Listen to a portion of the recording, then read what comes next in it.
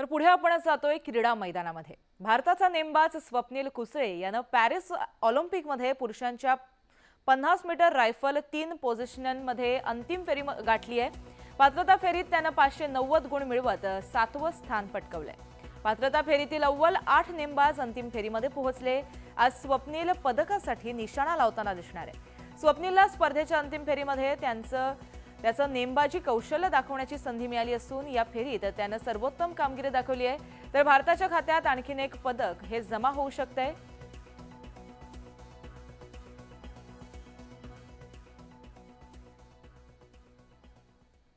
यानंतर क्रिकेट विश्वातून एक दुःखद बातमी समोर येते। भारताचे माजी कर्णधार आणि माजी प्रशिक्षक अंशुमन गायकवाड यांचं नुकतंच निधन झालंय। ते 71 वर्षाचे होते। गेल्या वर्षभरापासून ते कर्करोगाशी झुंज देत होते। त्यांच्यावर लंडनमधल्या रुग्णालयामध्ये उपचार सुरू होते। अखेर उपचारादरम्यान बुधवारी रात्री त्यांची प्राणज्योत मालवली। अंशुमन गायकवाड 1975 ते 1987 या काळामध्ये भारताकडून 40 कसोटी आणि 15 वनडे सामने खेळले होते। पाकिस्तान विरुद्ध केलेली 201 धावांची खेळी त्यांच्या कारकिर्दीतली सर्वोत्तम खेळी ठरली।